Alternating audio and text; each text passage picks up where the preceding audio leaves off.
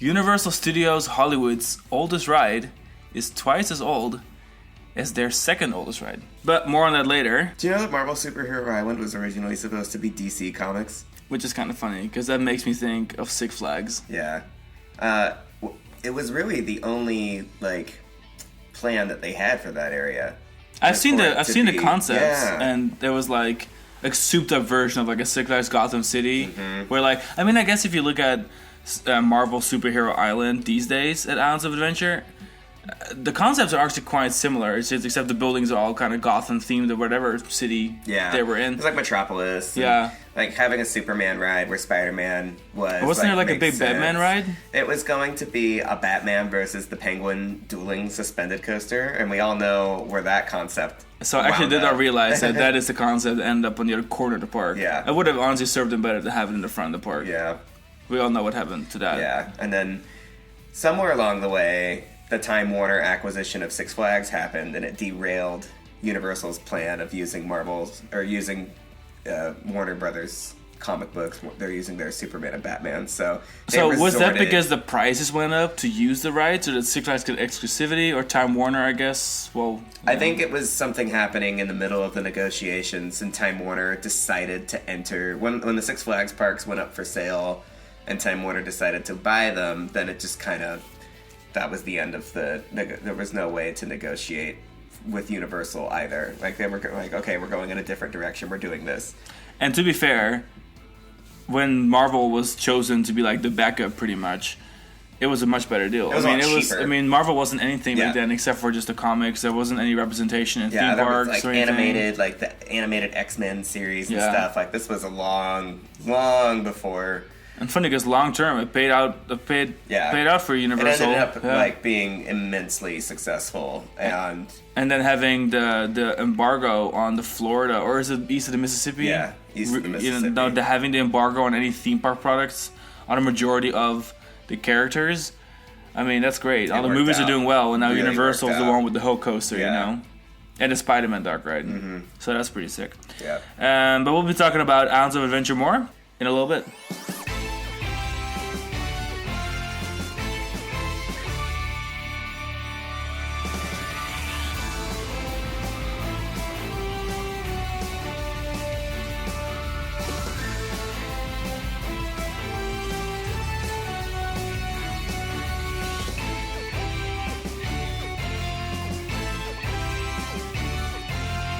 My name is Sean. This is Alex. Hey, you're listening to another episode of Coaster Kings Radio.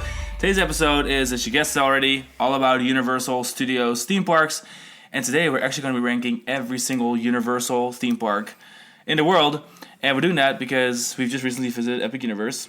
Twice already. By the time this recording, by the time this launch, it'll be a third time. Well, I've gone a third time, I think. But you know what? Like, after 2 visits, we have actually quite a good idea. I would say after even 1 visit, we knew where we would rank this park in the grander scheme of the 6 Universal parks. And I think the second time visiting, it really made it more clear that what we thought the first time around is exactly how I feel about it still. What helped is that we actually did more ministry stuff the second time around, because the first time around, it was the day before media events, and so ministry was just blocked off. They hadn't actually let any guests on yet, and then the day after, they let some media people on. So the first time we never got to do anything but walk through the queue, but then, the second time around, we did more of that. And we also rode Mario Kart. At Mario Kart, we hadn't ridden that at any Super Nintendo World yet, so... Yeah, so we actually did all the lands, we did all the major rides, most of them multiple times, ate at several restaurants, walked around Sunset Park quite a bit. So that was pretty awesome. We have a whole separate episode about that, so we won't discuss it too much in this. But since we did visit that, and we have been to all the other Universal parks worldwide already, most of them pretty recently. We've been preparing for this episode for a long time. Crash course in Universal in the last... it took us... about 12 months. Inside of a 12-month window, we hit Universal Studios Beijing, Universal Studios Singapore, and Epic Universe. And then of course in the year prior, we hit Universal Studios Hollywood, we've been to Universal Studios Japan, and then we are at Islands of Adventure and Universal Studios Florida all the time. And again, I have a full episode about Epic Universe. A couple episodes ago, it was the launch episode of this podcast season. So if you want to learn more about the park, again, full detail, our opinions about every single attraction, that's the best episode to go listen to that. But it'll be interesting, I think, to kind of find out where it ranks among all the Universal parks. So how we're going to do this episode is we're going to rank it in reverse, from worst to best. And of course, this is a ranking that's ours personally. It's subjective. But I think we come from a pretty good spot. We've been to all the parks, know the strengths, their weaknesses. We compare it to all the other parks we've been to. Some really incredible parks, Disney or outside of Disney. So I'm excited to kind of dive into that. And I'm going to let you introduce our first park on the list, the worst park. The first is the worst. I didn't think that. Smart. We're going to start now. Again, this is our opinion, and this list, like all opinion-based pieces, are designed to not only describe what we think is objective or subjective, but also meant to describe us as enthusiasts and park goers. They're meant to be a reflection of like who we are and what we look for in a good theme park. And that doesn't necessarily have to be what everybody else needs to look for. And I think many people that have listened to our podcasts or have followed us on social media, I mean, we've been doing this for, over a decade now, 12 years now. I mean, we've been doing it for a minute. So people that have listened to that content before, seen the content before, are not going to be super surprised. But if you're just tuning in for the first time, we don't have the most conventional views, I think. And I felt the need to say that before we tell everybody that we hate Universal Studios Florida. Because worst comes first. Yeah. And that's Universal Studios Florida. Because everyone's going to be like, oh my God, Horror Nights, oh my God. It's like, well, we like Horror Nights, but we're not Horror Nights people, and a park needs to be good all year round. And yeah, and also it's separate admission. It's a special event, separately ticketed. Like if you get a regular Universal Studios Florida ticket, what is your experience going to be?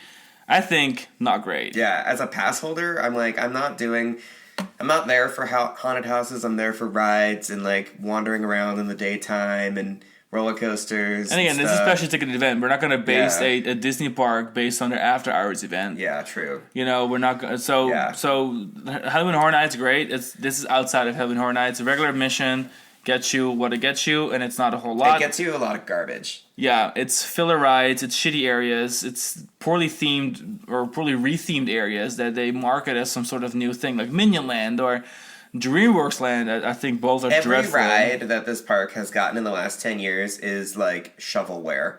Jimmy Fallon, Minion Blast, Fast and Furious, a reskin of Kids Zone where they lost a ride and did not replace it with any ride. Yeah, where the highlight is the roller skater that is 25 years old. Yeah, it's just like for the good things that this park has, it does not quality. It just doesn't add up. The math is not mathing. This is supposed to be the flagship park of the flagship resort, and it is completely inadequate compared to both of the other gates at this resort now. You've got the Mummy. You have Rip Ride Rocket, which is closing in September. Imagine this as well. I guess you couldn't drop any lower than this, but imagine this in September. Yeah, it's like you've got the Harry Potter is like carrying that park, and then you've got some you've got Transformers, like that's Despicable Me. You have some classics. You've got E.T. Simpsons is going away soon. Like the lineup, you think on paper, okay, great. So they've got Minions, they've got second Minions because now they've got Phil and Con. They've got a kiddie area. Then they have Harry Potter, Men in Black, Transformers, Simpsons, but none of that's really like substance. And then I think it just gets really weak really quickly. I think you've got like 5 or 6 decent rides. The 2 Harry Potter rides. One of them, barely even counts because it's also at Islands of Adventure. Yeah, so transportation. Yeah, so you have a Harry Potter coaster, a Mummy coaster, strong rides. You have Transformers, which is objectively pretty strong. You have Men in Black. Then you have some fan favorites. You've got E.T. You have the Bourne Stuntacular, and then it gets really bad really quickly. Simpsons is a headache machine. Everybody hates Fast and Furious. There's very few, if any, redeeming qualities there. And Rip Ride Rocket is the least favorite major coaster in a resort, and it's on its way out, so it's hard to even count it. They've already comfortably announced its departure. They were like, it closes in September. Get your rides in. And they were looking at a park that is quite large. Like this park is bigger than Epic Universe. Yeah. So now we're looking at what is still probably the largest park when it comes to walkable midway in the resorts. Maybe, if not as close to IOA. It's not a small park. It's not a small park at all. Like, you are, like, if you're standing where Men in Black is and you're looking at Rip Ride Rocket feels like it's quite far away. The fact that it's in the same park is quite unique. But then it's mostly just, it doesn't even feel like filler. It just feels like there's empty midways with nothing on them. Vacancies. Yeah. And then you have your superstar attraction here is the Wizarding World of Harry Potter Diagon Alley, and that is by far the best thing there. By a huge margin. But it can't even carry it because you've got one ride inside of it, really, which is, of course, Harry Potter and the Escape from Gringotts, which is a great ride, but it's still not enough to carry even all of Potter. Frankly, that's not even. Frankly, that's the weak link in the Harry Potter ride chain too. Yeah, it is. Now we've ridden all of the Harry Potter rides, and with the exception of Hogwarts Express, which is a transportation ride, like Escape from Gringotts is kind of the low man on the totem pole now. Except for, of course, Hippogriff. Oh yeah, well that doesn't count. But we're gonna talk like Harry Potter e-tickets. It's probably like 4 it's definitely fourth in command. Yeah. Now. So, but you've got that, and I still think it's the best redeeming area at the park because it really for the first time for Universal introduced the concept of no sidelines, self-contained land, walking through that brick wall. They did that very well, and it is honestly that area was the precursor, the formula for everything that Epic tried to do, right? Yeah. So that's really great. But then Men in Black is kind of off to the side. While it's a good ride, it doesn't have like a themed area around it. Like the World Expo is falling apart. Springfield is honestly kind of weak. It's just a big dining hall. It's just a big reskin of Expo, right? Of International Expo, and it's going too. Its days are numbered. And Animal Actors is quite ugly here. Super ugly. Then you've got ET, which is classic, but it doesn't pull the numbers. Yeah, it doesn't. There's a reason there's only one left. It needs to be updated a little bit. It does not feel like a quality attraction. It feels like nostalgia and fan service. And then you've got DreamWorks Land, which I don't know. It's a glorified playground, in my opinion. The intellectual properties are up to date now. But at what cost? Like, we lost the 5-hole water slide, which was an actual ride. That has now been replaced with playgrounds and stuff. And which the playground's been closed, right? A lot because of the... Yeah, they've been having issues with the Shrek playground. Like, it's been closed. It's been walled off here and there. I don't know. It's just, I feel like this park is... Not only are they losing good rides in exchange for bad rides, not only did we lose, like, Earthquake in exchange for Fast and Furious, but we're losing rides and not getting rides in return. Like, what we're getting is deficit here. What we're getting is like marketing materials. Yeah. What we're getting is like stuff that looks okay on photos, but then you show up and it almost looks like they sold you a wrong product. Yeah. And like, seriously, there's so many things in this park that is either at the end of its service life or rapidly approaching the end of its service life. Simpsons is on borrowed time, which everyone knows. A, because of the Disney ownership and the intellectual property contract now that exists through that, and just because of the lack of updating or money or changing or anything that happens in that area. It's still using the same projectors that it had when it was Back to the Future. So that area is on borrowed time. Fast and Furious is on seasonal, which is always like the ride equivalent of hospice, when they close your ride seasonally because it's just like not worth the operating cost unless your park is full of people.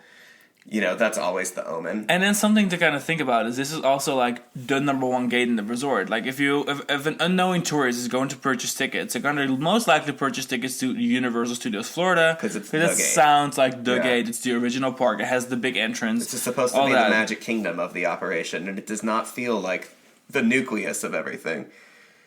And then you got so Jimmy Fallon is rumored to be closing soon, and then you have Rip Ride Rocket. That's 4 e-ticket. Well, not e-tickets. I mean, e-ticket is relative, but you have 4 major attractions that take up a lot of space that are either confirmed or rumored to be closing between September and probably a year from now.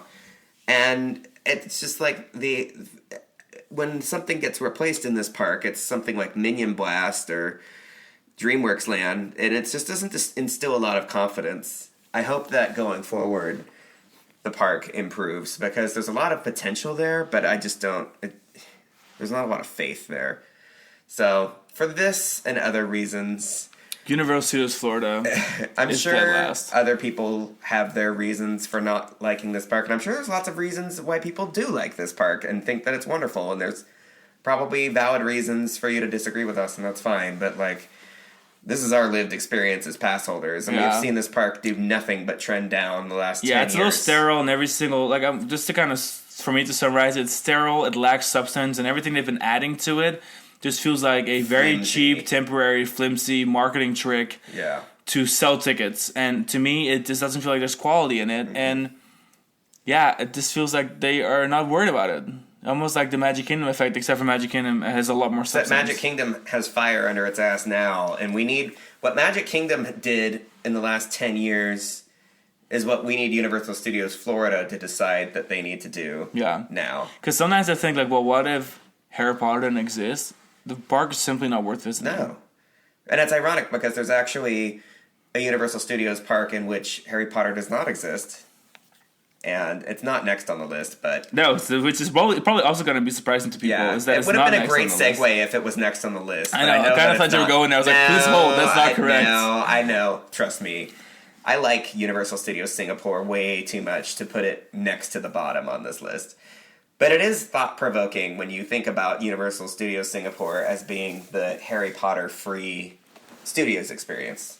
But we'll get to that in a little bit. So, next on our list may actually surprise a few people. Because I want to introduce it like this.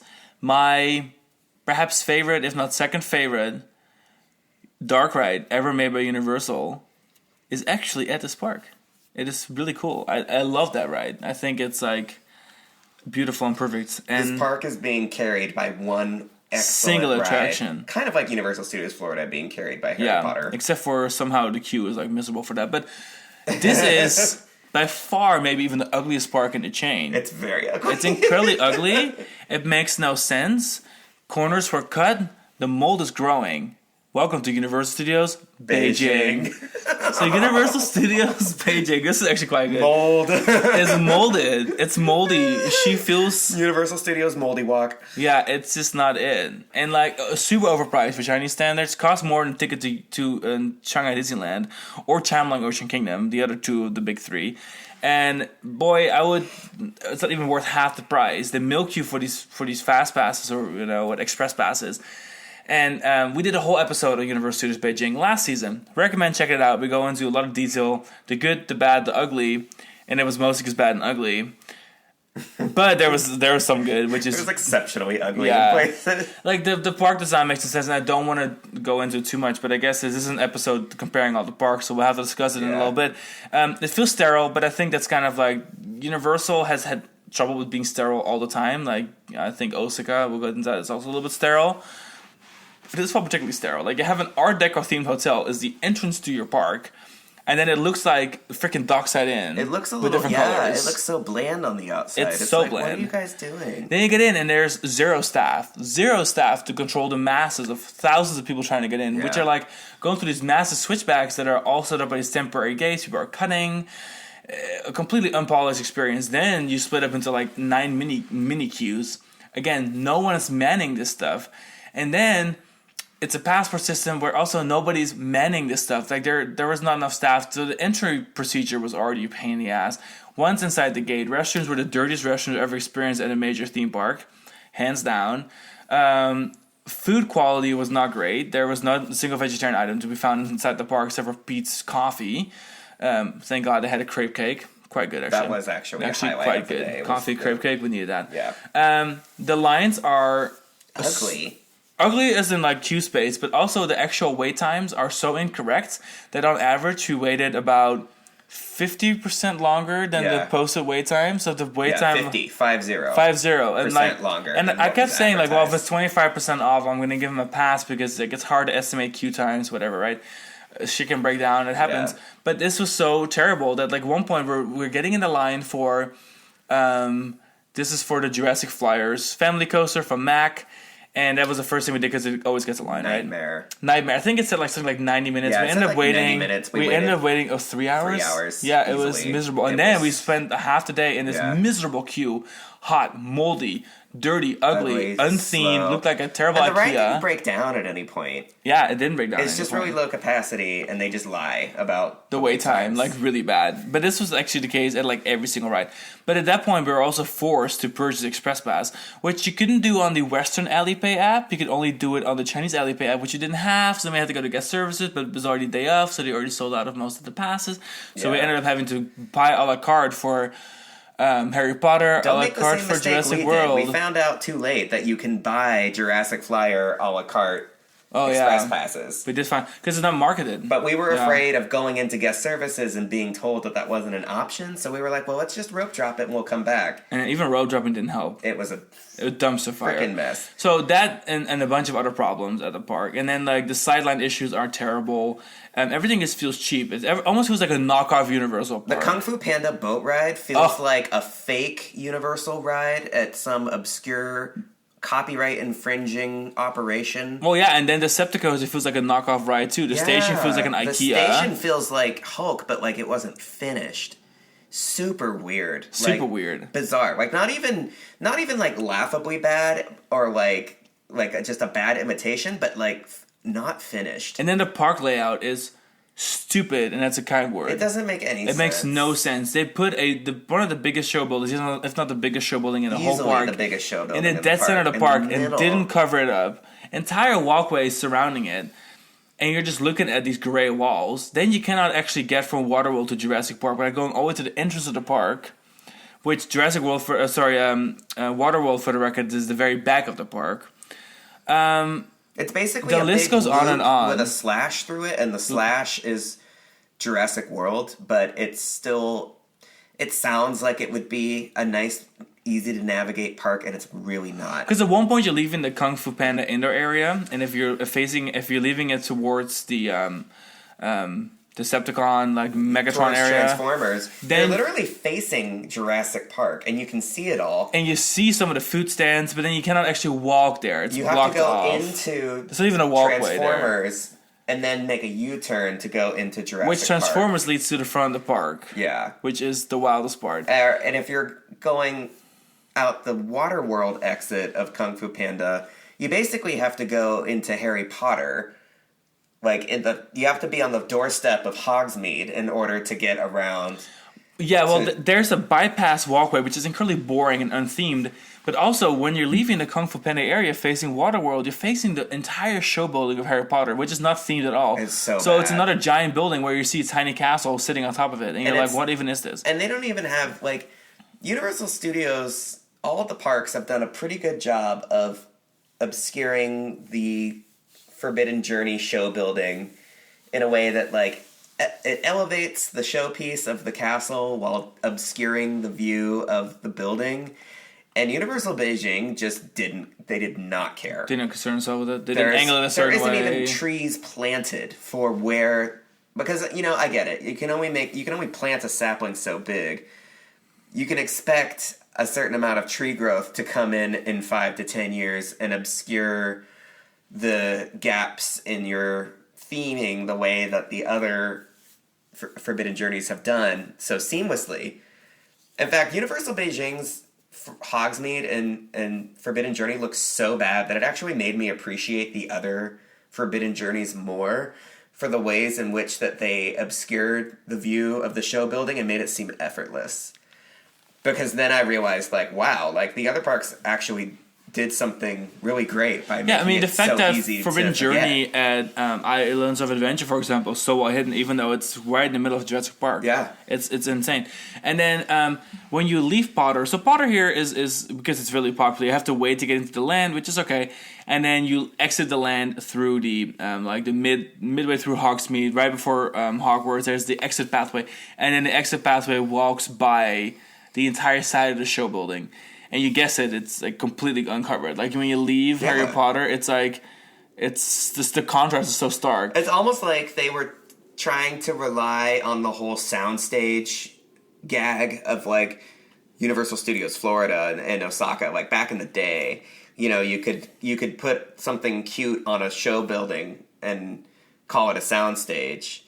Even Disney did that with like Crush's coaster at Walt Disney Studios. It's like, okay, it's a soundstage. But then it works. Has a cute little theme in front of it, but it's a soundstage. And the point is that it's both. You're still in the studio backlot or whatever, but you're also on a themed ride. This park does not have the luxury of relying on that soundstage aesthetic gag because this park is not themed to being a studio. So it feels in a way that they took... We're going to talk about this park next. I guess spoiler alert, but they took the Universal Studios Singapore kind of idea where it's okay, so it's a Universal theme park. It's called Universal Studios because it's the only gate. However, we are going to kind of treat it like a combination park, like an Islands of Adventure really mixed like with studios, right? So they have a giant lagoon in the middle, which for the record is drained half the time. Waterfalls are not working very well, and then so. There is this illusion that when you walk in, you got your Hollywood, which is actually that's actually not terrible. It's one of the nicer It's open, areas. And in the middle of the day, there's nobody there. The areas that touch the lagoon themselves are actually not terrible. But then it's only everything else areas is terrible, yeah. Only Jurassic Park, Minions, and Hollywood touch the lagoon. Oh, and then directional signs are like non-existent. Oh my god. Like, we couldn't even find the entrance to the freaking family coaster. This park is so convoluted, and there's just very obvious, easy things that they could be doing. And I don't want anyone here to think, oh, well, you know what, maybe like Asian theme parks, Chinese theme parks, like things just work differently. They adapted to China. We've been to 30 theme parks in China. We live, breathe Chinese theme parks. We've been to Shanghai Disneyland. This is by far 4 times in 12 months. Not the best park in China. We're not even kidding. It is just, and the sad thing is they're over here like, well, you know, the highest budget theme park prior to Epic Universe. They're talking about this, that, and the other, and it's so great and so amazing, and you know, like revolutionary for China, and it's financially and attendance-wise performing very well. Don't get me wrong. It just feels like Universal quality control was not there. It just feels like some of the Chinese parks where you're like kind of complaining about the lack of quality control. It just felt like that carried over to Universal. I feel like they got it in their heads that like because it was China, they could get away with cutting corners. Yeah. Because it's China. Whereas like Shanghai Disney never hesitated to go above and beyond. Shanghai Disneyland isn't just beautiful by the standards of a great Chinese park. It's beautiful by the standards of any theme park. Whereas Universal Beijing should be an Islands of Adventure quality experience, and really it just feels nice for a Chinese park. Pretty much. It feels nice for a park that maybe had a fraction of this budget. And while it's not like a terrible park, for Universal, it's just not great. You expect so much more. Yeah. And it's big budget, it's big... when you get to do something massive from scratch, you expect greatness. Because the park is massive. It's huge. In fact, I think it may be Universal's biggest park. It's physically their largest park in terms of like midway surface area. Yeah. And stuff has space to breathe, I suppose, but that's not for the best at this park at all. Yeah. And again, the Kung Fu Panda ride is a shame. It's such a shame. It is embarrassing. Universal should have never opened that. It feels like a complete afterthought. It shouldn't exist. It is very, very terrible. Actually, I recommend you Google it. I recommend you YouTube that video. Everybody should YouTube the Kung Fu Panda boat ride and I hope Universal Studios Beijing, because I feel like it's a perfect foil for everything. And I hope there's footage of the queue, because the queue's stupid too. It's massive. It's oceans of switchbacks. Also, all the queues at this park are terrible. All this ocean switchbacks. Theming is left completely out the door. But then they have Jurassic World, the ride, which is like arguably Universal's greatest dark ride. This is the reason that this park is not at the bottom of the list. Yeah. Because, first of all, the park does have more substance than Universal Studios Florida. I will say that. Yeah. Because at least it has the Wizarding World of Harry Potter, Hogsmeade. It does have a water world, which is lacking. We didn't discuss that. It's lacking in Universal Studios Florida. It does have an indoor land, which is, I will say, the land for Kung Fu Panda is kind of pretty. They do have 3 e-ticket dark rides in the form of Jurassic World, Harry Potter, and Transformers. They do have a major roller coasters. They have 5 roller coasters total. So, like, that's also why it's not at the bottom of the list. They have 4. They got the 2. They've got Decepticoaster. They have the Jurassic suspended coaster. They have Hippogriff, and they have the tiny kiddie coaster. Oh, for some reason I thought it was 2 kiddie coasters. I forgot. Sorry. So anyway, 4 coasters. So it's still like substantially better, but it's just, I think that the whole development of it's for a park that is anchoring this massive resort that is supposed to be like a slam dunk Universal experience where they get to build the best of what they've got to like enter a new market. It's just not at all. Not at all what it could be. And again, the saving grace here is Jurassic World, because it is a phenomenal dark ride. It uses the same dark ride system as Spider-Man and inversely Transformers right next to it, inside the same gate. That is good. It's a very, very good dark ride. We've hyped it up before. We think it's going to get cloned for Universal Studios Great Britain. Oh, it needs to be cloned. And I feel like it's inevitable because a ride that good, you can't just do it one time. It's definitely this park's, like, it's their equivalent to Pirates of the Caribbean Battle for Sunken Treasure at Shanghai Disney. And it absolutely is as good. Like, it is a very, very strong ride. So I agree. It would be a pity for it not to get cloned. Not just because I would like to see more, but because I feel like putting it in the United Kingdom, it would offer the experience up to a lot more people, and make it a lot more accessible. So, fingers crossed on that. Yeah, and if you wanted to have more details on that ride, I recommend, again, checking out the Universal Studios Beijing episode. This is, I think, maybe still their best. That ride also films really well. So if you feel like you're not going to go to Beijing anytime soon, it's worth watching on YouTube. It's a beautiful ride. It films exceptionally well. It's all physical props, no very few screens, no 3D, and it looks amazing. So next up, it's going to be the park that I think most people expected to be at the very bottom of the list, and that is going to be Universal Studios Singapore. Universal Studios Singapore is in the most tropical location of any Universal parks. I mean, Orlando's tropical, but then there's freaking Singapore. Singapore is like being on the surface of the sun. Yeah. Like, I stepped off the airplane and I was like, what is this? Like, when I tell you that between every single ride, I would get coconut water. Yeah. Just so I could, like, get electrolytes and rehydrate. Because I would be sweating so hard that I would lose. I don't think I took a piss all day. And all still drank water all day. Yeah, it just sweated out. It was unbelievable. Unbelievable. So, you need to know that Universal Studios Singapore is not operated by Universal. Actually, is it operated by Universal? It's not owned or operated by Universal. So, it's all done by Resorts World, which franchises a Universal Studios theme park. Resorts World is a big resort conglomerate, as the name implies, based out of Malaysia. Well, we all know that Singapore is right by Malaysia. Yeah. And so, it's on Sentosa Island, a separate island, man-made island, if I'm not mistaken, right in Singapore. So it's technically a sister park of Genting Skyworlds, if you've heard of that. The old, originally the 20th Century Fox theme park that was built for the Malaysian flagship resort for Resorts World, which happened right before Disney acquired Fox. Right? Yeah. So it still has some Fox themes as various film themes. But yeah, those two parks are basically technically sisters in terms of ownership, and they're kind of similar in their execution. So Universal Studios Singapore was really designed to be an attraction within a resort that is very versatile. So Sentosa Island is home to Resorts World, and that resort is home to like a giant aquarium. It has a water park. It has a swim with dolphins park. Lots of nice shopping. It has shopping. It has like lots of hotels. It has a monorail system. It has sky like a sky ride access to I guess mainland Singapore. It's interesting. This is the only park, Universal, Disney. Really, it's the only park of this caliber owned by a Western company that it's just like it's just a piece of somebody else's puzzle. It's part of a larger big picture it's not part of a larger Universal resort. It's just a Universal theme park inside of a larger resort that is owned by somebody else.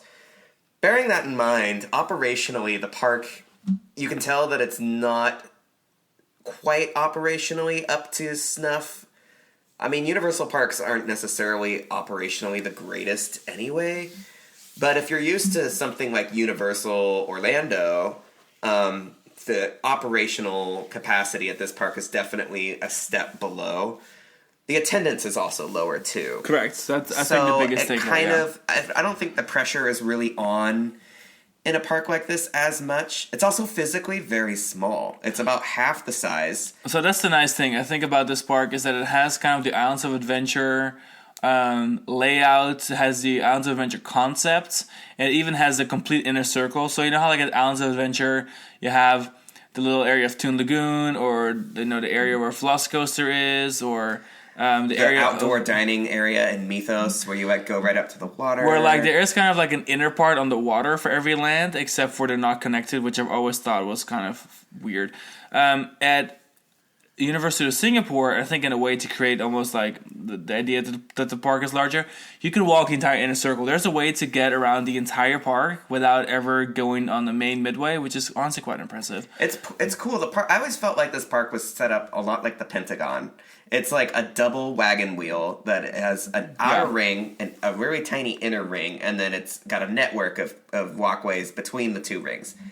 Really, Makes the park feel like one giant walkthrough. It is so exceptionally well designed 100%. for such a small park. Like, you guys, this park is tiny. Like, it is. You walk into the park and you feel like you're already at the back of it. But somehow, when you're moving around, it is. If you go to Google Earth, for example, you can, or Google Maps, you can really see how they maximize every inch of the resort or the park.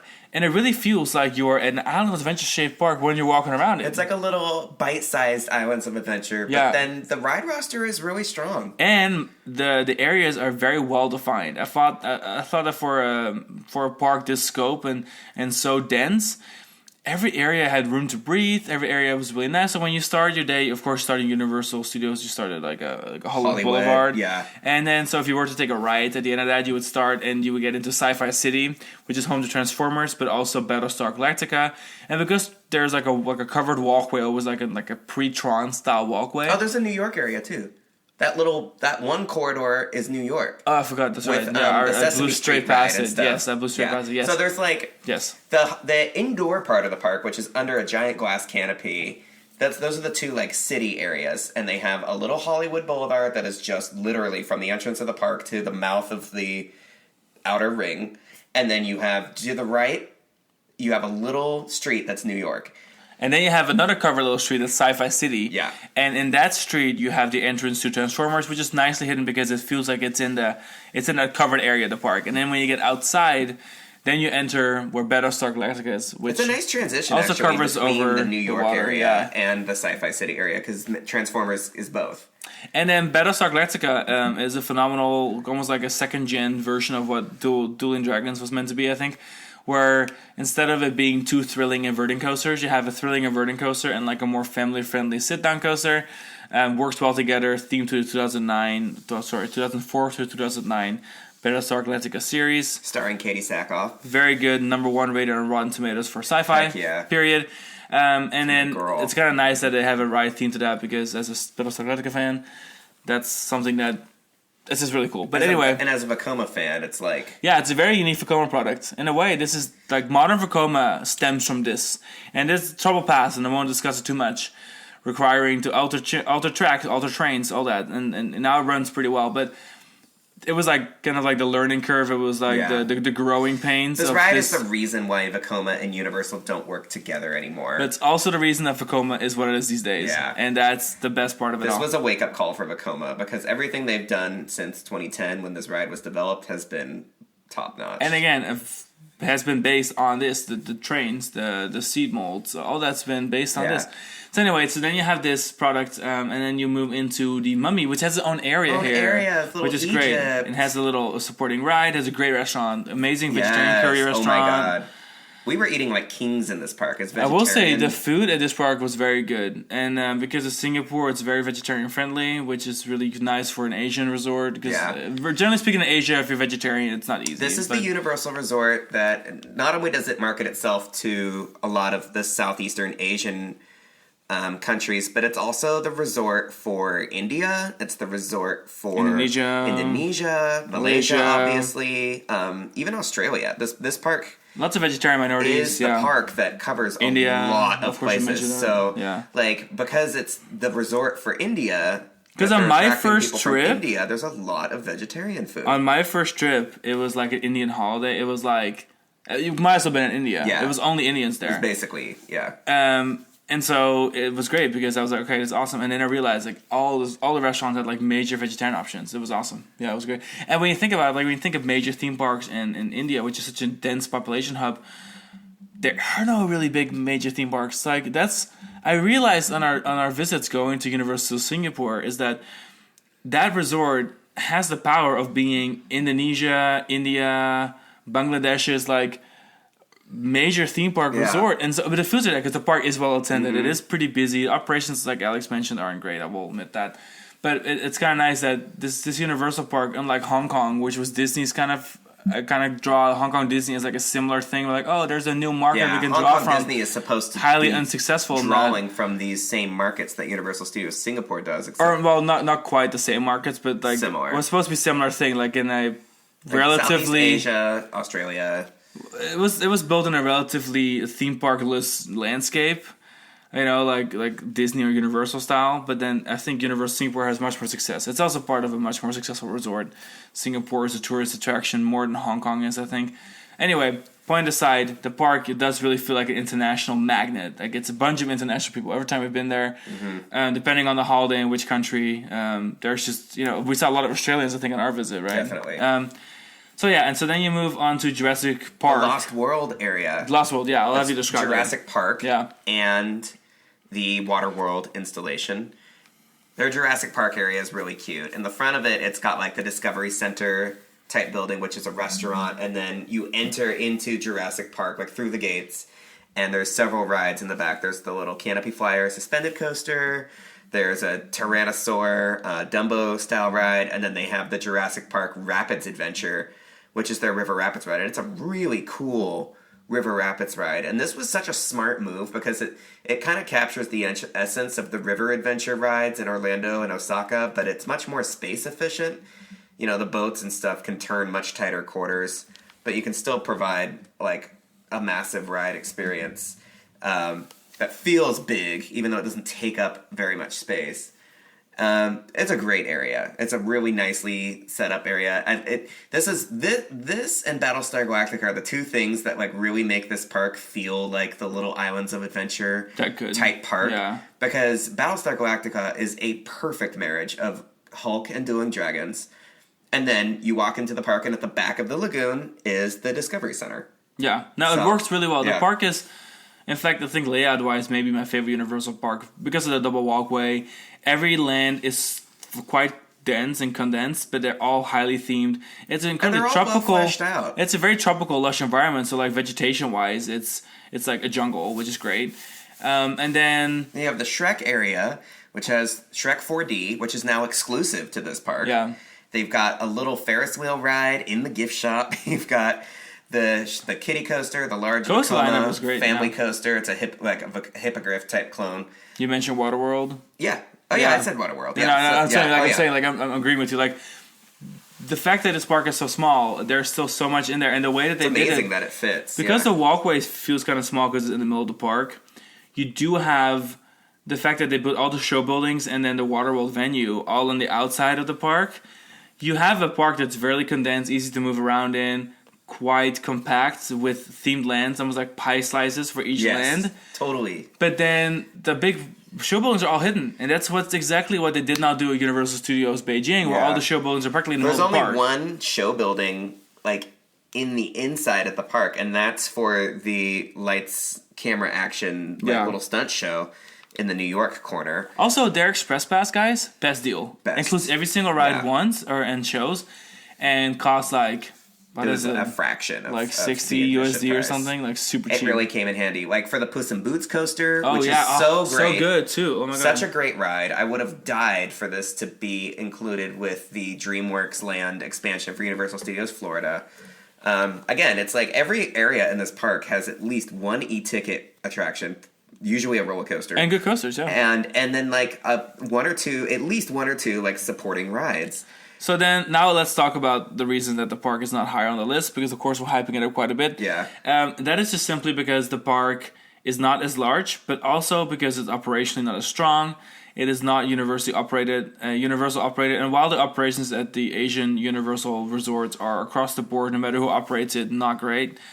They're really not great here. I mean, they're running one train on Battlestar Galactica routinely. Every time I've been, the invert only had one train. Battlestar Galactica does not duel, which is very sad. That doesn't duel. The quality of the screens on Transformers is abysmal. There's no excuse for the burnout projectors on every screen. So, like, it's still not, like, the best park. And, yeah, you know what I'm saying? Like, it's still not the best. This park is missing, like, a knockdown, drag-out dark ride. Yeah, it does not have a signature dark ride. Transformers is I would say that the park is as good as it needs to be, but it does not have a ride like Jurassic World at Universal Beijing. It does not have Harry Potter. There's no Forbidden Journey. The fact that not only does this park not have Forbidden Journey, but it doesn't even have a dark ride at the same caliber as Forbidden Journey. It's lacking a signature dark ride. It has the Sesame Street dark ride that's very cute. But that ride is more of like a D-ticket dark ride. It's more of like a Peter Pan kind of experience. It's really fun and it's cute. It's all physical props and it's unique, but it's not a dark ride. It's not a signature dark ride experience. And like what their new expansion to the park, the Despicable Me area that replaced Madagascar, it looks really nice. It's the nicest of the ones, but they're it's still just lacking a dark ride. Like they have Minion Mayhem, like that's good for the park. Like they've got great signature coasters. Ironically, this is a park that. But I always say this: I think parks that focus on signature coasters, like this is an episode of season 2, Colorful Yunnan Paradise, incredible Chinese theme park, beautifully themed. It feels on the level of Chimelong Ocean Kingdom, but it's lacking a major dark ride. And I think it's because coasters are just cheaper to build and operate. Yeah. Dark rides are very expensive to maintain, very expensive to build. And they even have a great water ride. Yeah. I mean, the Jurassic Park water ride is great. You mentioned that, but unlike Jurassic World in Hollywood, for example, this Rapids ride, even though it's really well themed and has some nice outdoor props, it does not check the dark ride box the way that some of the other Jurassic rides do. So for this reason, I think that's the key reason for me, is just that it's missing and it's also like an objective thing, So we're about halfway through the episode here. We're going to roll through the next couple ones a little bit longer. The rest ones are going to be a little bit... Also because I think people know more about the next couple of parks, and they probably... I feel like the next choices that we're going to make are easier to defend. So. And also there's something that needed some explanation. Like Universal Beijing and Singapore are probably the parks that our listeners are least familiar with. So let's go ahead and roll into the next Asian park. All three Asian parks. The last remaining Asian park. Universal Studios Osaka. Japan. It's Japan. Universal. It's in Osaka. USJ. Slay. In fact, everyone in Japan refers to it exclusively as USJ. So that's the official intro now. Just USJ. Yeah. So Universal Studios Japan is large. I think maybe it's even larger than Beijing. Universal Studios Japan is based on Universal Studios Florida, so the layouts are actually really quite similar. The original layouts. That the lagoon in the middle is fatter. It's like more round. And in the back of the lagoon area, instead of like where Harry Potter and Men in Black are, that's where they have Jurassic Park and Waterworld. And now they have Nintendo, even like way back there. Like there's like but I kind of consider Nintendo and Harry Potter to be, they're both on the expansion plots. Really on the side. They have very long special entryways to them, which actually is highlight for me. It's sort of like if you picture DreamWorks Land at Universal Studios Florida. Imagine being the entrance the entrance of Hogsmeade being all the way back, like behind the stage for the DreamWorks Spectacular, like indoor show. Yeah, like, so really how it works is for both Harry Potter and for Super Nintendo World, there is very long walkways that are specifically themed to these lands that lead you to like almost like the backside of the park. So imagine like an existing fully developed theme park, building giant worlds behind the existing park, and then the only way to connect it to the main midway is these really long walkways. And I kind of like it because it's kind of like a palate cleanser. For Harry Potter, you pass those big stones and then you go into the Forbidden Forest, and at the end of Forbidden Forest, you get to their version of the Wizarding World of Harry Potter, which actually features the Black Lake because it's so secluded and there's nothing really around it, except for the backside of the Super Nintendo stuff. But it really feels nice. It feels like you actually really went somewhere, which is kind of cool. And then Jaws sits in the middle, so both these lands are on the backside of Jaws, which is why they have those walkways around Jaws in a way. I'm surprised they didn't just cut Jaws out for it. I think Jaws... Well, for the record, Japan really likes Jaws. If you really like Jaws, if you're listening to this and you like Jaws and you missed the Jaws ride at Universal Studios Florida, you can find it at Universal Studios Japan. Still kicking. Until it turns into Diagon Alley. I think they're going to turn it into Hagrid at some point. Too, yeah. I think that's... They need a high capacity about that. They need another coaster at this park. But yeah, this park feels like what would have happened if Universal Studios Florida had been, Islands of Adventure as well. Yeah. If Universal Studios Florida hadn't turned into a multi-park resort and just got, like, an entire second theme park's worth of additions and attractions into the main gate, that's what you would have with Universal Studios Japan. Because, I mean, this park has got everything. Of all of the Universal parks, this is the park that has probably the most spectacular single-gate roster. Because this park alone, they've got 2 e-ticket major roller coasters, plus a thrilling e-ticket indoor coaster, Space Fantasy. you have, Spider-Man closed, but they're going to reskin it into a different dark ride. So for all intents and purposes, you do still have Spider-Man for the long run. But they never replaced Terminator, did they? No, they're working on it, I think. That might actually get rolled into the Spider-Man project, depending on how much they plus that up. But, like, if you can imagine a park that has Spider-Man from Islands of Adventure and Jurassic Park River Adventure, but it also has Harry Potter, it's got Mario Kart, it's got Donkey Kong. It's got the greatest B&M flying coaster ever and a fantastic B&M hypercoaster. It's got a kids area that is actually really nice and has like multiple rides and not just like cheap play areas and stuff. It's got the Jaws. Park is massive. Yeah. They have a really nice Despicable Me area that has a flat ride and 2 theaters because they replaced their Back to the Future with Despicable Me. The Universal Studios Japan is by far the most successful single gate in the company. It has the highest attendance of any single gate in the company. Is it currently the highest attended park in all of Asia? It's the highest attended park in Asia. It's the third highest attended park in the world behind Magic Kingdom and Disneyland in Anaheim, meaning that it's also definitely the highest attended single gate resort of anywhere. So like this resort does incredibly well for itself. Which to me is sometimes a little bit surprising. The Japanese probably have this high tolerance for this, but operationally, I thought this park gets as much attendance as like Islands of Adventure and Universal Studios Florida combined.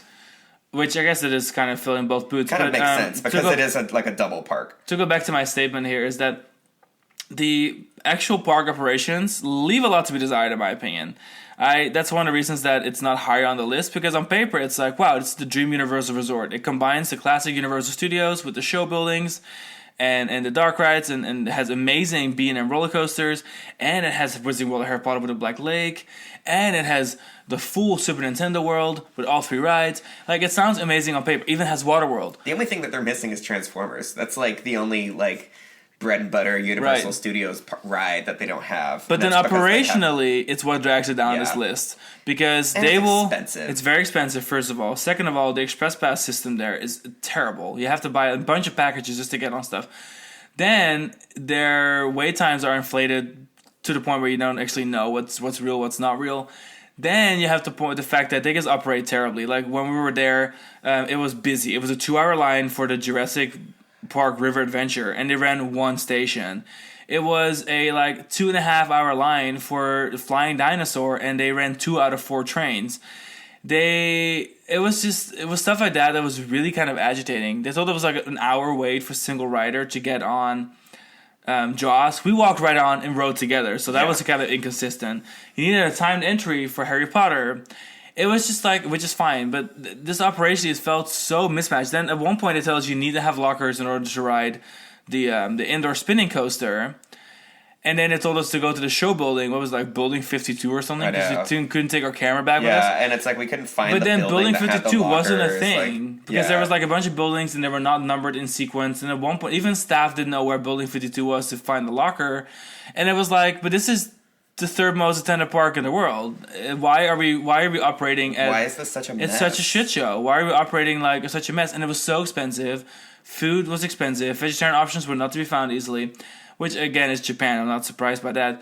And then there was some customer service issues that we encountered where, like, someone stamped... So on your Express Pass, you get to pick either or. So you have 3 rides. So it says, you get to pick Forbidden Journey or Flying Dinosaur. Jurassic Park River Adventure or Hollywood Dream, right? So you have to pick or choose, and then there's, like, 3 sets of rides you pick or choose. So at one point, they, I guess, crossed off or scanned the wrong ride. And so then we get to Flying Dinosaur, like, oh, you already used it. Like, no, we didn't use it. Like, but it was hard to explain. And then they wouldn't let us in, and it was a whole thing. And then management had to get involved, and nobody spoke English, which was also weird because at Disney, there's a lot more English. And I get that we're the guests, but it was just one of those things where, like, this was completely avoidable because the person at at the Flying Dinosaur had accidentally scanned the wrong pass, and now we couldn't use that pass again. It was just like a whole thing. Yeah. Anyway... So there's just a lot of detractors here where that like really kind of deteriorated our experience there. Another thing is you cannot leave Universal Studios Japan any point during the day. You cannot get back in because I guess their capacity is hit. But we apparently things. So our visit was in 2018. Of all the Universal parks, this is the one that we have visited the least recently. Yeah, we've been to every Universal park in the last 12 months except for this one. And we were actually planning on going in September when we were in Japan to go to Fantasy Springs at Tokyo Disney Sea. And we decided to cancel that portion of our trip because the Donkey Kong coaster was delayed. And the theme park review was at the resort, and they were like pretty much live feeding the reality of things, which is like you cannot leave, you cannot go to City Walk, you cannot get back in, you can't even go to the resort hotel if you're a resort guest, because you would not be allowed to re-enter the park. Getting into Super Nintendo is a mess. Operationally, I guess the park hasn't really improved since we went, because if your audience doesn't complain, and let's face it, the Japanese people are not ones to complain, there's no incentive to do any better. So those are the things that are really detractors, because on paper and like individual ride experiences are amazing. It is a phenomenal theme park. Yeah, the roster is hard to beat. Operated very well, and it's very busy, and it's very expensive for what you get, in my opinion. Yeah. You need a couple days there, but it's almost like you don't want to spend a couple days there. I do look forward to my next visit to this park. Just yours? I just don't know when. Yeah, no, I agree with you. Yeah, I can't speak for you. I don't know if you're going to enjoy our visit, but I'm going to enjoy mine. It's funny, because I almost went, and then the universe saved me. Remember, I was supposed to go to Osaka, and I had a work trip, and then I went illegal for it, and then I ended up going to Raleigh-Durham. Yeah. That's so sad. Anyway, next on the list, let's talk about... So now we have entered our top 3, and based on process of elimination, you can tell that all 3 of these parks are in the United States. Now, let's be honest, making the top 3 was a little bit difficult. I think these other 4 came together quite easily because it just made sense. We knew that Universal Studios Florida was at the bottom. We knew the Asia parks were kind of in the middle. And then we knew that our top 3 was going to be a combination of Epic Universe, Islands of Adventure, and Universal Studios Hollywood. So now the balance came in, like, well, what's more important? What makes the park more unique? What is overhyped? What is not overhyped? So next on our list is Universal's Epic Universe. Again, all the details of the park are in a separate episode. Yeah. You can listen to all that. We haven't recorded it yet. I can't wait to see Which how is it funny, turns out. actually, because the recording is out of sequence. Alex just told on us. Can't wait to hear what we say. The biggest takeaways of the park, it is flashy. It's lacking a bit of polish here or there, but it is very pretty. It lacks shade. Doing the individual portals is like doing Diagon Alley 4 times. I love it. It is great. It's great. It's little world building. The only one that has issues with sidelines really is Ala Burke. But overall, it's an impressive park. But it still feels to me like it's kind of small. It doesn't feel grandiose. Like when you show up, it's like the hotel's right there, which I also don't think is even that pretty. So for me, it's got Universal Studios Beijing syndrome. Yeah, where like you walk up to the Grand Helios Hotel and it doesn't actually feel any other that hotel opulent with some flourishes. Yeah. I don't know. I feel like Celestial Park works on a practical level. The park works on a very practical level. The 4 portals with like entry and exit. It is all very nice. And now that we've been there a couple times, walking around the park feels nice and easy. Except that I would like for it to feel a bit more spectacular than nice and easy. What I will say is, I think, what I appreciate about this park is that I feel like Universal kind of got to play a little bit with some original ideas, because now they're building their 3rd gate at this resort that's already pretty well established. And so now it was like, all right, what are we going to do that really makes the park feel different? And I will say they achieved that. The park feels very different. It doesn't feel like Islands of Adventure. It doesn't feel like Universal Studios Florida. Thank goodness for that. It feels very much like a completely 3rd concept. Is it the revolutionary Disney Sea of Orlando? Absolutely not. No. Absolutely not. I think my biggest complaint, I've thought about this a lot because we actually just went to Epic Universe yesterday. That was our second visit, was yesterday. My biggest issue with this park is the stuff that they did, that they had a plan, and then something comes up, something changes the plan, and then like Universal's ability to like gracefully accommodate a setback or change just like doesn't always seem to shine through. Celestial Park has a lot of fences around like various decorative elements, and they're like safety fences.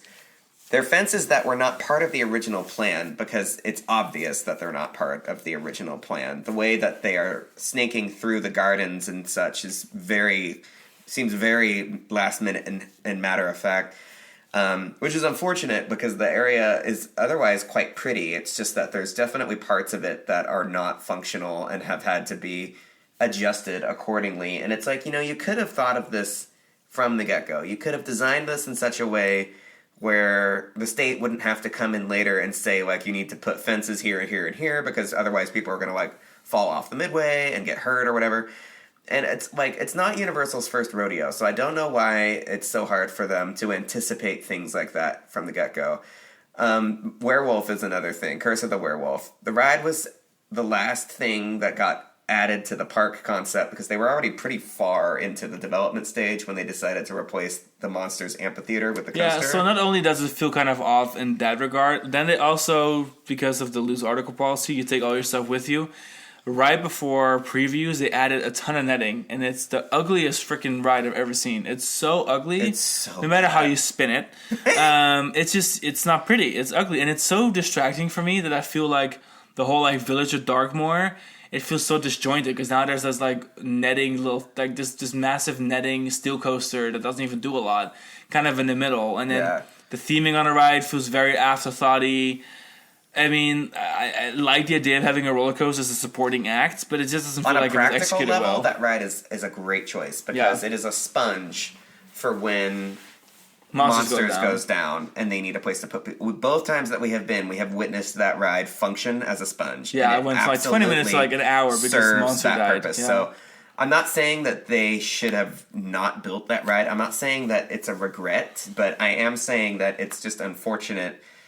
And again, when once they made the choice to do that ride, somewhere along the way, they realized that they needed to put the netting because you have multiple layers of fencing for this ride. You have the fence that was originally there to dissuade people from entering the ride area, and then the loose article fencing that they put directly in front of it.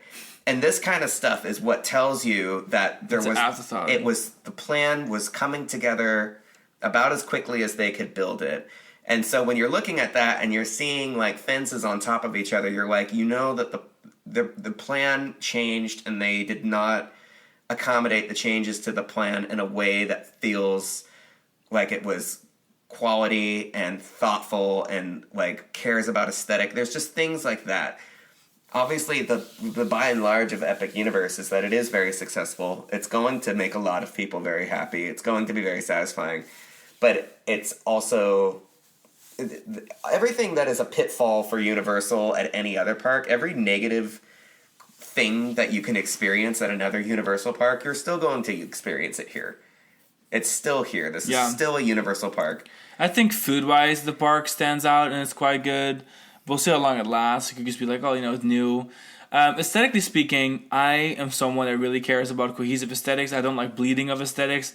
And for me, Epic Universe did that very well. I like the aesthetic of Celestial Park. In some parts, it's a little bit rough. You can't look at the details too long. And in a way, it kind of feels like being in a Chinese theme park where if you look too long, you're going to regret looking at it for too long. So just appreciate it while you walk by it and appreciate it while you're engulfed in it. And then having all the other areas being self-contained, I really do think is the strength of this park. Not only does it set itself apart from any other Universal park or perhaps even theme parks worldwide, it also, I think, is its biggest compliment. It's very smart. It's very smart. It feels good, refreshing. I think this park was born out of a desire to expand on itself without having to explain itself so much. Universal Studios Florida is struggling with what its future looks like because they have themed areas that need rides. They've got rides that need themed areas. And there's a lot of both of that not happening. Yeah. Islands of Adventure, it's a little bit easier. They obviously hit a home run with Harry Potter and with Jurassic World. And they've got, a spot waiting for development in the form of Lost Continent. But there isn't a lot of easy ways forward for a park like Islands of Adventure either. When they added Skull Island, it was sort of like they kind of had to carve out another little island of sorts, but it doesn't feel like an island, but they say that it's an island, but it's just the ride, and it feels like it's part of Jurassic, but it's not. And like that kind of, they solved that conundrum with Epic Universe beautifully. The brilliance of the Epic Universe concept reveals itself now, and it will reveal itself again and again. When they announced the sixth area, the sixth portal, the cleverness of this design will reveal itself again over. But of course, it's a new theme park, but the ride roster is a little bit lacking for you. Ministry of Magic is one ride, which barely operates. I fully expect by the time this episode launches, I think it's the day before official launch day, and Universal, good luck tomorrow. mean that, bestie, because whatever we've experienced so far has been dreadful when it comes to Ministry. And I'm sure everyone's seen it online. It's just not going well. It's a phenomenal attraction. The queue is the best queue they've probably ever done. Ever. And that's saying a lot because we love You're now talking about like an operational, like incredibly weak link in a park that already is void of a lot of attractions. So like now you have Ministry of Magic as a land. Beautiful land. Restaurants are awesome. You got a pretty cool stage show. It's not for me, but it's cool. But now you're just missing like a whole capacity beast here. And then you're down to a couple flat rides and then maybe like an e-ticket per land. And then suddenly I'm starting to realize, okay, even when we're in previews, it feels like, all right, the park feels lively, busy. The lines are decently long. We're talking 90 minutes and a pretty quiet day for Mario Kart. When the people are going to show up, is it enough to absorb the crowd? Because I think it needs maybe a few more rides. Yeah. Of course, it's a new theme park. It's going to get there eventually. But I'm hoping it's sooner than later. Because when Volcano Bay opened and there was that whole Phase 2 expansion that was going to be behind the big 5-person raft slides, that Phase 2 never came. And I felt like it was needed. From the get-go, Universal's Volcano Bay was struggling with the crazy Tapu situation, the long lines. And now I'm afraid that if they don't start building the next area soon, it could be kind of a mess. You know, but overall, I enjoy Epic Universe a lot. I just think it's not quite as it's new. It's not there yet. Speaking of Volcano Bay, we sort of half jokingly, half seriously. We're gonna put it in here, but not in this pod. And it was like, well, we would put it if we had to put Volcano Bay on this list, we would still rank it above Universal Studios Florida because it is a really good water park. Because it's a great water park. Universal Studios Florida is not a very good Universal Florida park. Sucks. So, right. So. That's where we would put it. We would still put Volcano Bay is still better than the flagship gate of its own resort. Next up. So this was hard. This was very hard. It was hard to choose. The whole top 3 was hard. The top 3 was hard. I feel like it's easy. I feel like Epic Universe being third was actually kind of easy for me. Just because she just needs more time in the oven. And like, ask me how I feel about the park in like 3 years. Yeah, and then, or 5 years, and then we'll talk. The next expansion. For me, it was always a race between Universal Studios Florida and Islands of Adventure. Ultimately, we went with Universal Studios Universal Studios Hollywood and Islands of Adventure. Ultimately, we chose Islands of Adventure to be numero uno. And Universal Studios Hollywood as number 2. The bridesmaid. And I don't even think it requires them explaining. Yeah, I think by this point, I think a lot of people would not rank Universal Studios Hollywood this high. And, like, we get it. We understand that if you're a coaster girly, if you're looking for... I mean, it does have a good dark ride roster, though, between the 3 e-ticket dark rides. If you're a roller coaster person, this park is not going to... It's got, like, Tokyo Disney Sea syndrome, where, like, if you like roller coasters and that's the thing you care about the most at the park, you're going to come here and you're going to run out of things to do.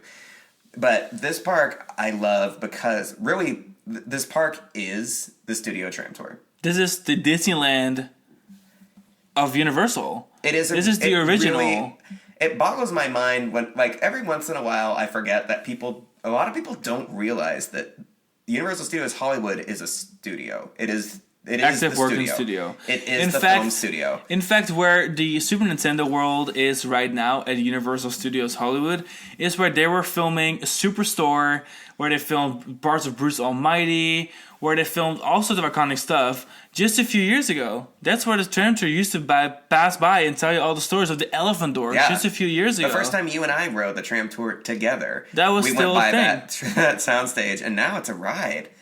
It's fascinating, really, the way that the Studio Tram Tour changes with everything. With lower lot used to be sound stages and part of the theme park. I mean, I will say originally there was also a time where the tram tour loaded on the lower lot, and they built its own lot for it in the middle. Yeah. Eventually, because it became such a big attraction. But when we made the statement in the beginning of the episode, we said, okay, Universal Studios Hollywood's original ride is twice as old as the second oldest ride. And that is because Universal Studios, as a concept of an entertainment destination, quite simply started with a studio tour. And it's super old. People would show up in Hollywood. They would go on, or actually really Studio City, which is the city that Universal Studios sits in. Its own zip code, Universal City. Studio City, sorry. And that's the tram tours. People would show up for that. They would go on a tour of the entire resort. The resort. Oh my God, I'm speaking here and like... We're tired. Bear with us. So. Sorry, they would take a tour of the entire studios, and then along the way learn about all this sort of stuff. And one point it was called like the glam tour, and they would have these kind of iconic vehicles that had these striped roofs. You know what's on, right? With the striped roofs. And then eventually it became such a big deal that they turned that into a destination where they would have a bunch of different shows. They had like a Wild West show. They had a Hawaiian 5-0 show, which then turned into Waterworld after the Waterworld production stopped, and they moved the actual set pieces there. It's pretty funny to think that Waterworld was supposed to be temporary. I mean, guys, people may not realize that, but the number one rated attraction in all the Universal Studios Hollywood is actually Waterworld. Hell yeah. And Waterworld at Universal Studios Hollywood was created by using the old Hawaiian 5-0 water stunt show arena and placing actual set pieces that used to float in the middle of the ocean while they were filming near Hawaii. And they moved those actual set pieces around that water, and then they designed a stunt show around it, which has since then been reshaped into a different story. People do not respect Waterworld, because when they announced Universal Studios Great Britain and Waterworld is in the concept art, they're all like, James Bond, boy. And they're like, Waterworld, why would they put Waterworld? Listen to yourself. Have you seen these also, other parks? every other resort except for Orlando for some reason has Waterworld. Yeah. It's necessary. It's the International Universal Studios experience requires Waterworld. And Waterworld is a spectacular stunt show. It is what the whole Universal theme park concept is based on a tram tour and some stunt shows. And now, or special effects shows, right? And now we're here. Waterworld needs to be respected. Studio Tour needs to be respected. Waterworld is that girl. Is that girl. And for the record, Universal Studios Hollywood really became a theme park at around the same time that they were building Universal Studios Orlando. And so the first rides for both parks came about at around the same time. They were developing E.T., they were developing Backdraft for Hollywood specifically, and an earthquake ride and a Jaws ride for Florida based on the Hollywood tram tour sequences, and then also Back to the Future. And so this was the birth of the Universal theme park. And in my mind, I would almost I just can't say enough great things about the tram tour. The fact that the tram tour feels like several rides in one. The studio tour really is the name. The studio tour. Oh yeah, the fact that the studio tour feels like so many rides in one. I almost like the joke that it's its own gate. It's like a 2-park resort where you have the studio tour and then you have the studio tour is an hour tour of the back lot, and it goes by a bunch of different famous movie sets. It goes by a bunch of the actual working studio goes through that, and then you have a bunch of attractions that were developed quite unique, quite spectacular, for an entire tram vehicle to drive into, and then there'd be a whole attraction. So Earthquake, Jaws, Flash Flood, Fast and Furious was actually closed, King Kong. And the original King Kong was burned down. It was 08 fires, the 2010 fires to the back lot, which then got replaced. I think it was 08 fires and got replaced in 2010. Either way, this is spectacular stuff. It's just amazing. And so the studio tour is something that everybody should appreciate because I think it's a national treasure. Like, it's seriously an American landmark. But the rest of the park is great too. And they've got some totally unique rides that, like, even the biggest Universal Studios Orlando purists should be able to... Universal Orlando Resort or Universal Florida? Orlando. Yeah, you say Universal Studios Orlando. I know, Universal Orlando Resort. Gotcha, okay. Yeah, Universal Studios. Even the biggest Universal Orlando Resort purist should be able to go to Universal Studios Hollywood and, like, appreciate what's there. Because the roots, yeah. They've got the tram tour, but, they've got the better Forbidden Journey ride because it's a much more polished version. They've got Secret Life of Pets, which is a great e-ticket dark ride. You have Jurassic World, which is a fabulous, super cool reskin of the River Adventure. You've got Super Nintendo World, you've got Transformers, you've got the Kung Fu Panda show, which is unique. And they're about to build, like, the coolest roller coaster ever, Hollywood Drift. On the side of, which is really surprising because they never really did anything like that because of the sound complaints, and they had sound stages there, and like they simply couldn't have that kind of noise on the back lot. They've been trying to build this ride for like 20 years. Yeah. So it's very exciting that they finally got it. Finally got the ball rolling. And let's face it, in the last decade or so, a little bit longer, I mean, they've really been ramping up their lineup. I mean, between having Minions, Secret Life of Pets, The Wizarding World of Harry Potter having 2 rides, you've got Mummy, You've got Super Nintendo World now. You have Transformers. Jurassic World is a phenomenal dark ride. Phenomenal. Then you've got Waterworld. Simpsons too. They've got Simpsons. Like, there's honestly quite a bit. There's quite a bit of stuff there. It's an impressive lineup for a park that is so physically small. Yeah, exactly. Not as small as Singapore. And I think and I think the setup is very cool. I mean, the view over the San Fernando Valley is spectacular. You have a theme park that's split up into 3 different lots on the side of a mountain inside of an active movie working in Hollywood in a working movie studio. It's spectacular, and it's way more unique than Islands of Adventure. Let's face it, it's much more unique. You won't get this anywhere else. There was a big part of me that wanted to put this park first, because to me, it's in its own league. It's not even fair in my mind to go there to go to the studios and then it has all these rides this to the other parks, because in my mind, every other Universal park is just an imitation of this. Yeah, especially Universal Studios Florida. All this to say, we love this park, but we also understand that, like, from a theme park perspective, there was only one answer, which is my baby, Islands of Adventure. So Islands of Adventure, I think, is still the clear number one, and that's because it's Universal's densest park when it comes to their rides, even though Lost Continent right now looks a little sad. Yeah. But overall, it's just, I think that doesn't require much explaining between, like, the Wizarding World of Harry Potter having Forbidden Journey, the original, which is also a spectacular. Anybody who enjoys the Harry Potter stuff at Universal can appreciate why Islands of Adventure is number one, because you have Forbidden Journey, the original. You have, of course, the Flight of Hippogriff. You have Hagrid's, which is one of these most spectacular roller coasters ever designed. Then you have, of course, the Hogwarts Express. Combine that with having, of course, the original Hogsmeade, which I will say is the most crammed Hogsmeade, but the overall, it's also just the original Harry Potter land. Like, this is the original Harry Potter world. This park deserves so much credit for the Harry Potter stuff, because, man, they knocked it out of the park using this park as their canvas. Islands of Adventure was the canvas, and they killed it. And this, Harry Potter, Wizarding World of Harry Potter is what saved Universal as a theme park company. Yeah, it completely put them on the map. They were struggling. That really is what put them on the map. And this Hogsmeade has been cloned in every park since. Of course, not Singapore, but that's because Singapore came out at the same time. But every park has been built since. That's making a lot of sense. But it's been built in every park since. Yeah. What I'm trying to say is that the reason why this is the bread and butter of the whole operation. And Islands of Adventure has the original. It's the nucleus for Islands of Adventure, but Islands of Adventure is the cell. And then Velocicoaster, of course, is phenomenal. Yeah, you have Jurassic Park is iconic, while it is honestly kind of like really terribly maintained. It needs a lot of help. Not everything at Islands of Adventure is well maintained as it should be, but some stuff really is. Spider-Man is still that girl 26 years later. We were talking about Marvel Superhero Island early in the episode. This is, of course, a great area between having a phenomenal dark ride, having a phenomenal roller coaster that's quite intense, having a couple of flat rides, restaurants, meet and greets. It's colorful. It's a great area. They take great care of this area. It's always fresh with paint. Dr. Seuss is a great area. Seuss Landing also looks great. They always try to keep that area fresh. It's got a great little dark ride.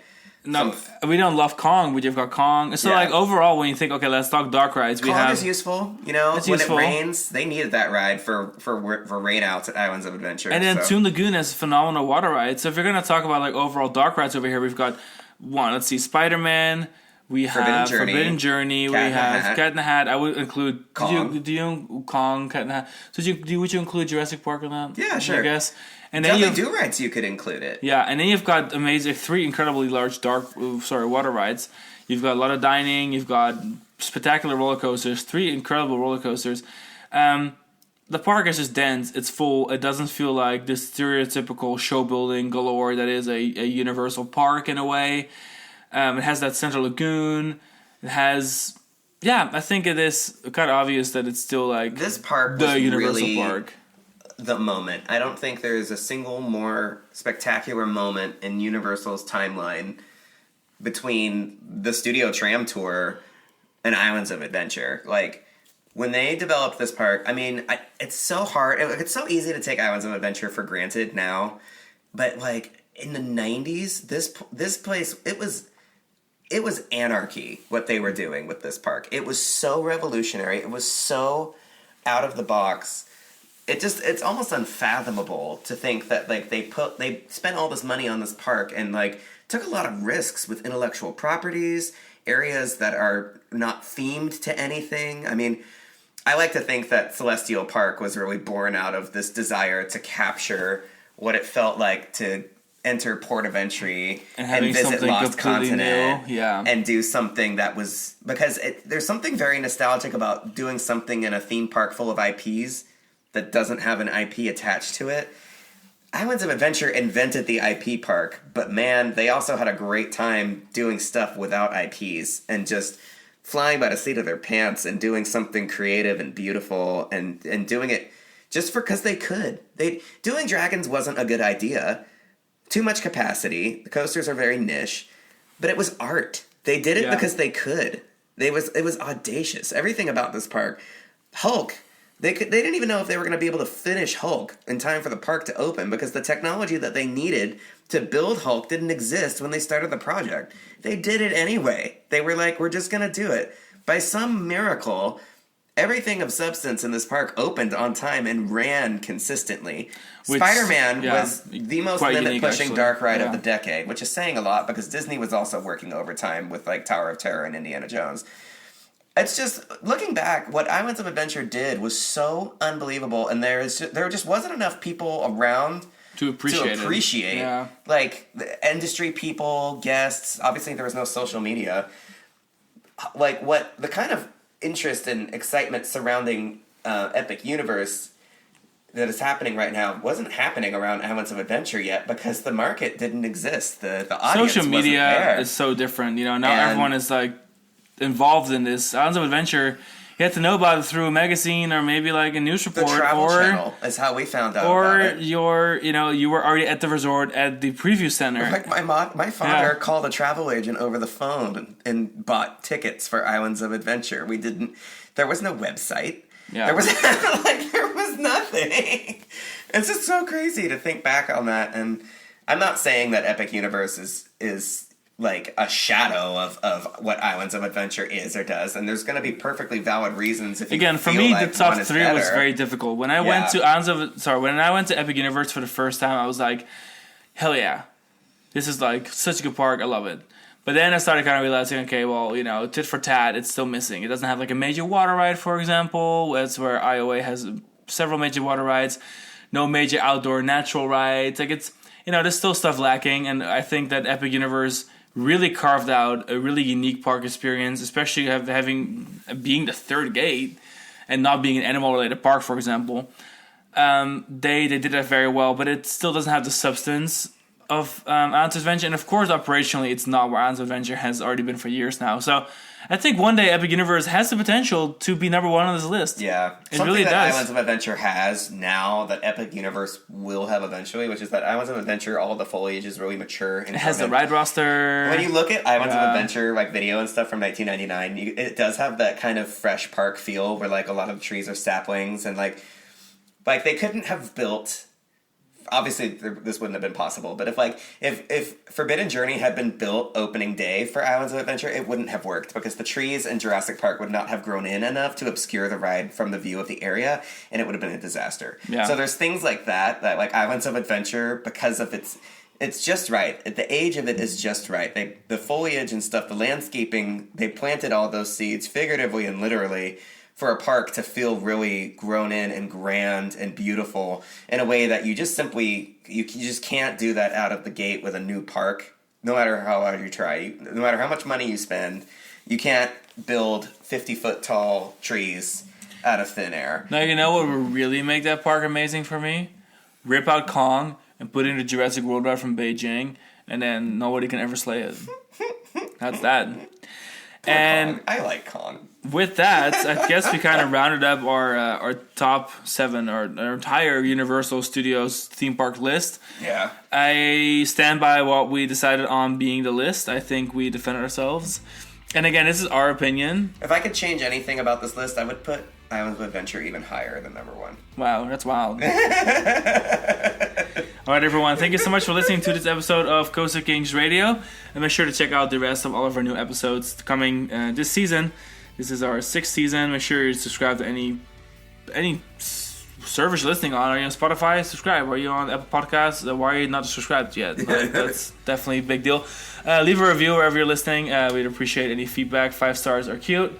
And we will catch you guys on another episode very soon. And for everyone visiting Epic on its opening day, if you're listening to this before then, have so much fun. Good luck. And also good luck. All right, guys. See you next time. Bye.